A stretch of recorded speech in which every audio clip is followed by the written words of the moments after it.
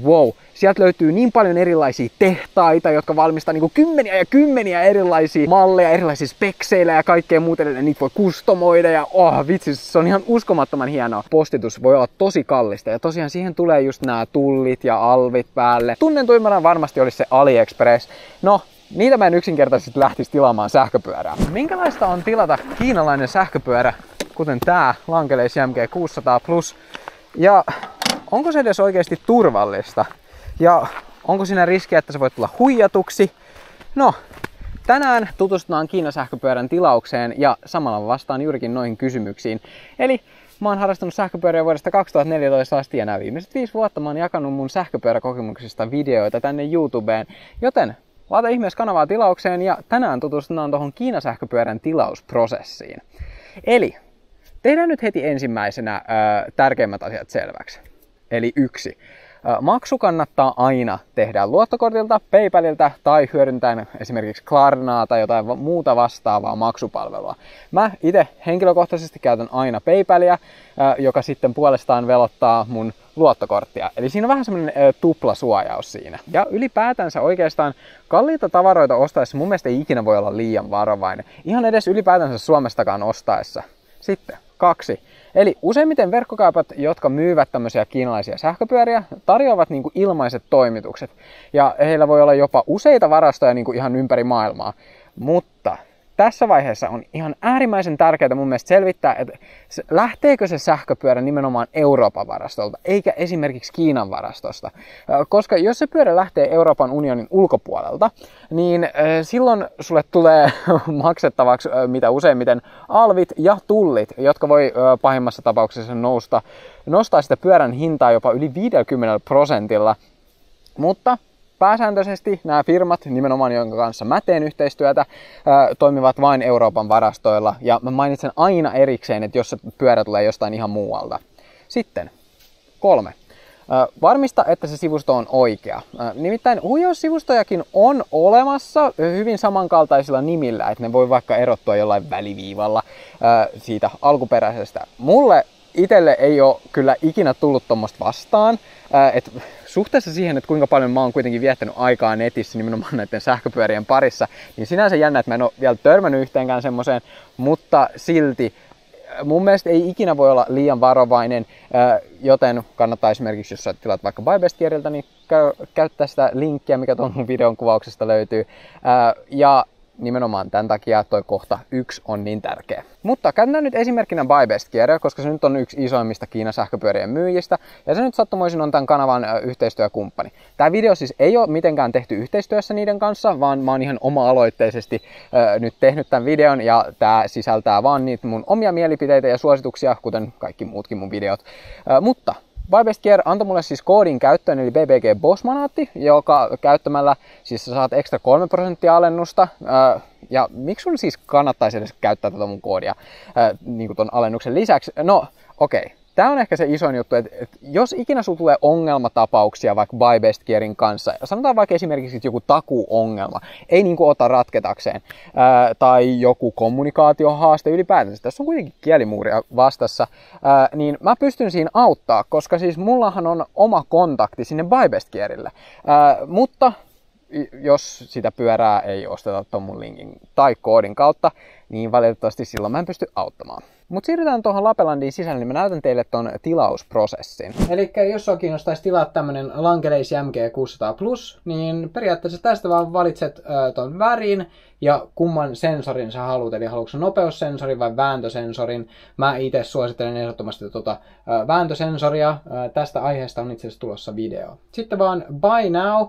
Ja sitten se heittää sut siihen checkout-kohtaan. Tänään mun pitääkin itse asiassa tilata tämä. Eli Vacole SG20 pitää tänään laittaa tilaukseen. Tämä on tämmönen vähän jopotyylinen, joten mä teen nyt tilauksen tälle. Eli klikataan tuolta checkout. Noin. Ja sitten tosta klikkaamalla oikeasta ylänurkasta, siellä on toi paikka, minne voi laittaa ton alennuskoodin. Eli nimenomaan BBG Bossmanaatti. Sitten paina apply. Ja tosiaan 57 € alennusta saa siitä Langeleisista. Tästä saa näköjään 37 €. Ja jees. Mutta tosiaan me ei haluta mitään ihmeellisiä sähköposteja alennuksista. Ainakaan mä en halua. Ja sitten täytät tähän sun kaikki informaatiot, mutta oo erityisen tarkka, että sä nimenomaan laitat sun osoitteen, puhelinnumeron ja sähköpostin kaikki oikein. Noin, mä täytin nyt sinne mun tiedot ja periaatteessa tästä voit nyt valita ne, että millä sä sen haluat maksaa, eli luottokortilla, Klarnalla tai PayPalilla. Noin on ne vaihtoehdot, mitä BuyBestGear tarjoaa. Ja mä aion käyttää PayPalia, joten mä maksan sillä. Ja sen jälkeen ei ole muuta kuin vaan painaa tosta, että buy now. Sitten se aukaisee sulle tämmösen sivun siihen. Mä nyt plurrasin noin kaikki, koska en mä halua jakaa mun henkilökohtaisia osoitteita ja muita tietoja teille. Tossa ylhäällä siis näkyy tosiaan se sun osoite, mihin se on tulossa. Näkyy tuolla toi confirmation numero ja kaikki sun osoitetiedot tosta. Periaatteessa voi vielä tsekkaa, että ne on varmasti kaikki oikein.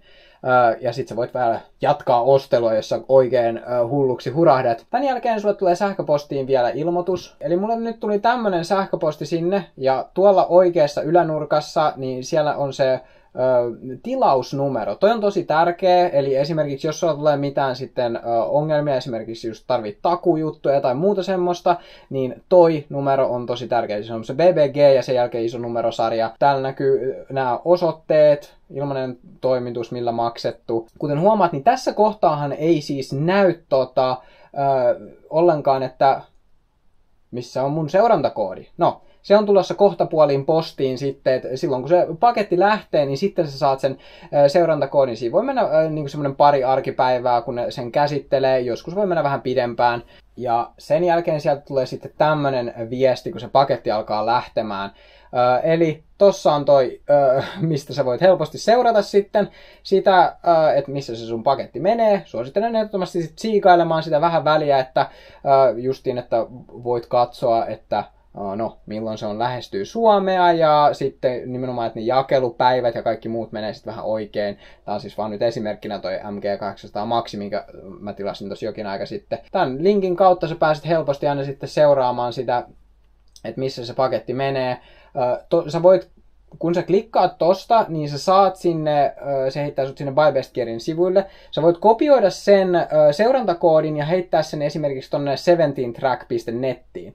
Ja sieltä esimerkiksi ne vähän aukaisee sitä paremmin, että missä se paketti oikein menee, joten mä itse yleensä käytän sitä. Sinne saa paljon noita seurantakoodeja justiin listattua, niin sen takia mun mielestä se on ihan hyvä. Siirrytään takaisin tuohon ulos, niin mä kerron teille loput asioista, siis mitä sun on tärkeää tietää, kun sä tilaat tämmöistä kiinalaista sähköpyörää. Tosiaan noi firmathan käyttää semmoista kuriiripalvelua, että ne kilpailuttaa jatkuvasti ne jokaisen lähetyksen, joten ne tulee niin kuin hyvin vaihtelevilla kuriirifirmoilla perille. DHL, UPSia, PostNordia, Postia ja niin edelleen. Ja jokaisella niistä on aina erilaiset käytännöt ja miten ne tuo sen paketin perille. Joten oikeasti kannattaa olla tarkkana siinä, kun se paketti on tulossa, varsinkin ne viimeiset päivät siinä. Mut okei, miten sitten kun sä saat sen pyörän, sä oot ajanut sillä jonkin aikaa, mut nyt siinä ilmeneekin joku vika. Sanotaan, että vaikka se kaasukahva ei enää toimi. No, nämä firmat, jotka myy näitä Kiina-sähköpyöriä, ne lähettää sulle sen osan, mikä on rikki, ja sä vaihdat sen itse. Eli kuten olen aikaisemminkin mun videoissa sanonut, niin jos sä et itse aio huoltaa tai et osaa huoltaa tai ole valmis oppimaan sen huoltoa, niin ehkä silloin tämä ei ole paras tapa ostaa sähköpyörää. Eli jos pyörästä menee jokin osa rikki, joka on vaihdettavissa, niin todennäköisesti sä joudut aina vaihtaa sen itse. Eikä pyörää siis lähetetä takas sinne BuyBestGearille esimerkiksi. Ja ne ei lähetä tavallaan sit uutta siitä. Ellei sit siinä ole jotain tosi pahasti vialla, niin silloin luonnollisesti ne lähettää vaan uuden tilalle. Saattaa jopa olla, että sun ei tarvitse lähettää sitä alkuperäistä takaisin, että ne lähettää sulle vaan saman tien uuden. That's kind of funny. Silleenkin on käynyt nimittäin. Mutta joka tapauksessa, jos tää ei ole sun juttu, niin todennäköisesti se joudut vaan ostamaan sen sähköpyörän Suomesta jostain kivijalkaliikkeestä.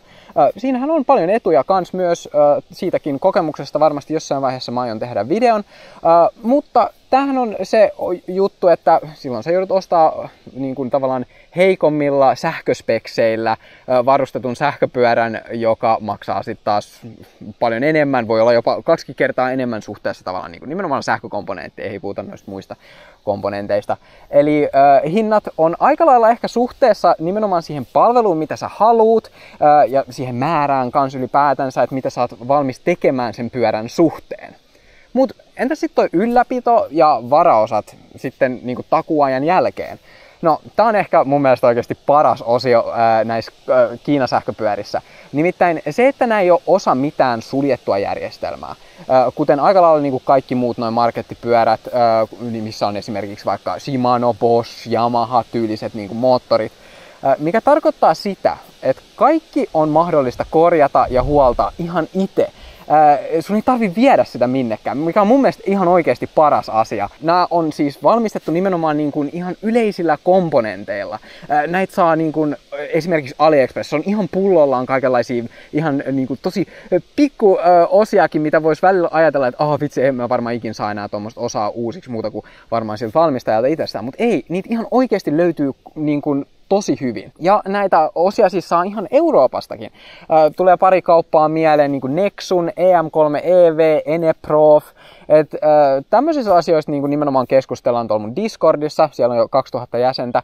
Eli nimenomaan miten modifioida sitä omaa sähköpyörää, koska sekin on tosi iso osa tätä Kiinan sähköpyörän omistusta, että sulla on se mahdollisuus edes, että sä voit oikeasti modifioida. Sä voit laittaa sinne tehokkaampaa moottorinohjainta. Ja okei, sit sä oot asentamassa sitä tehokkaampaa moottorinohjainta, mutta sit sulle vähän niin kuin alkaa tulla se, että sä et nyt löydä enää netistä niin kuin oikein mitään neuvoa. No, nimenomaan, tämän takia mä oon tehnyt sen Discord-ryhmän, että sinne voi tulla liittymään, ja me autetaan kyllä siellä sitten. Ja vielä tuosta takuuasioiden hoidosta, eli niissähän voi vähän kestää kyllä pidempään.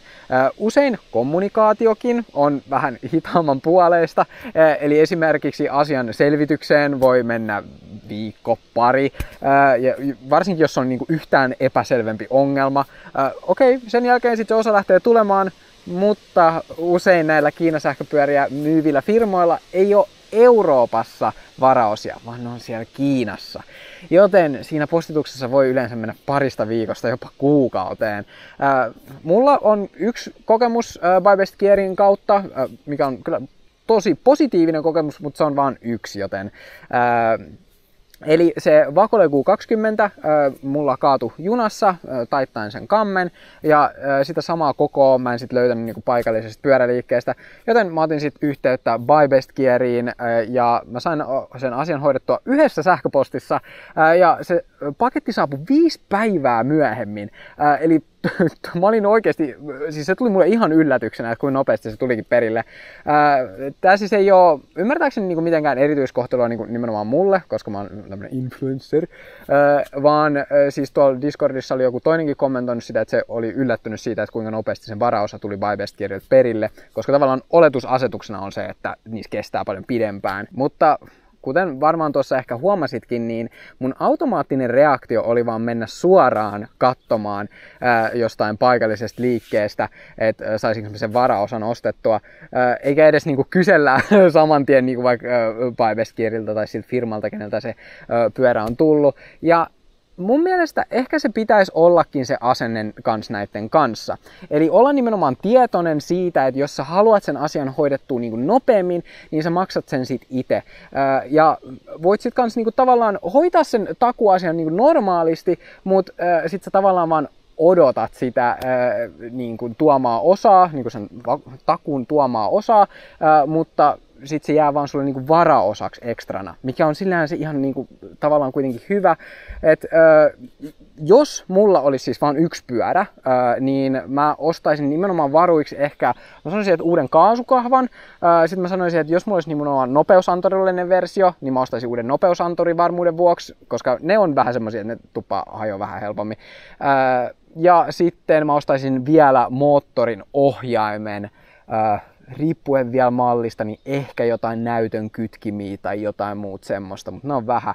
Ne kyllä yleensä kestää aika hyvin, mutta siinä on just se, että jos se hajoaa, niin se pyörä ei toimi ilman sitä. Että just semmoiset komponentit, että niinku, mitkä mahdollistaa sen, että se pyörä pysyy koko ajan liikkeessä, jos mulla on vaan se yksi pyörä. Ja varsinkin jos se on mun ainoa menopeli, niin silloin ehdottomasti pitää olla noita varaosia.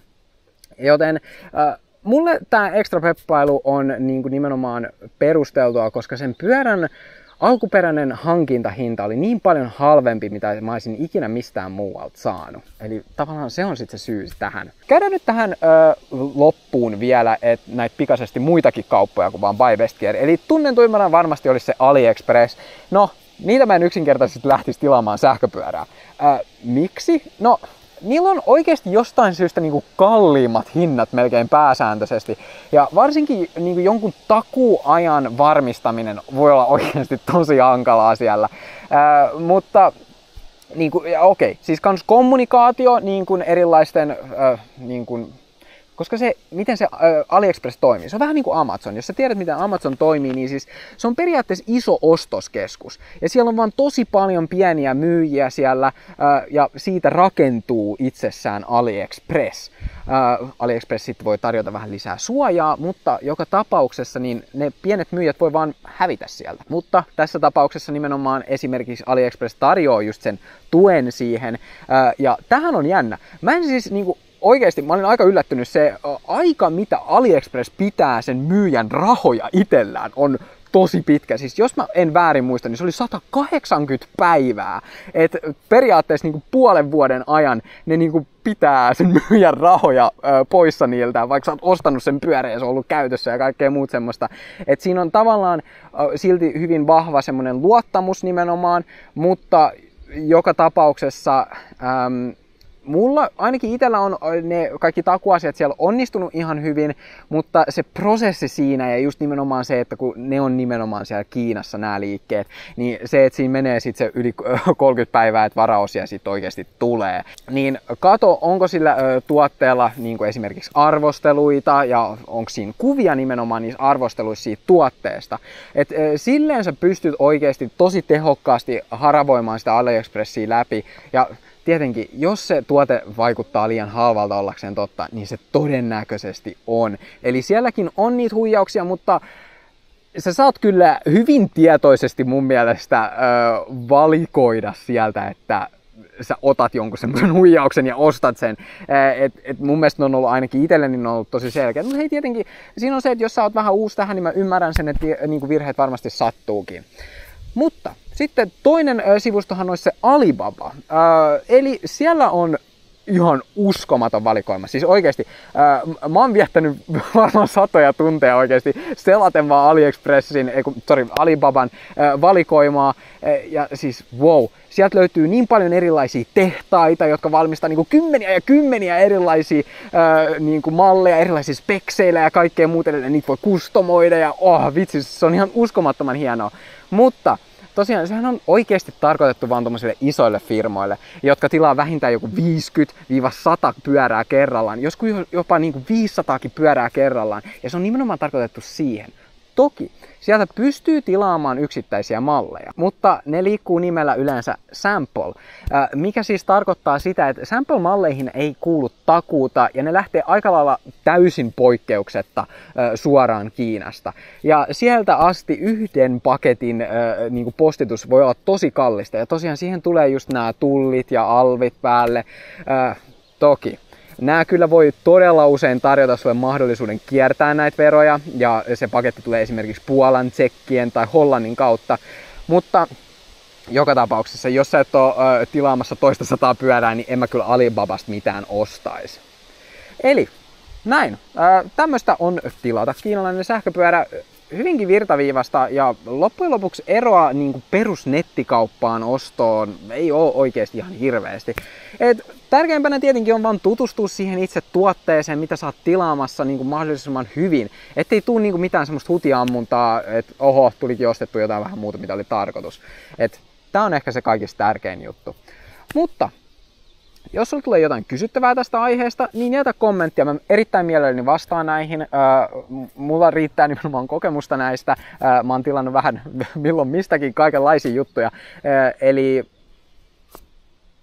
mä olen täällä sua varten, joten jutellaan siellä kommenteissa. Ei mulla muuta. Nähdään seuraavassa videossa. Nähdään itse asiassa huomenna. Joten se on moro.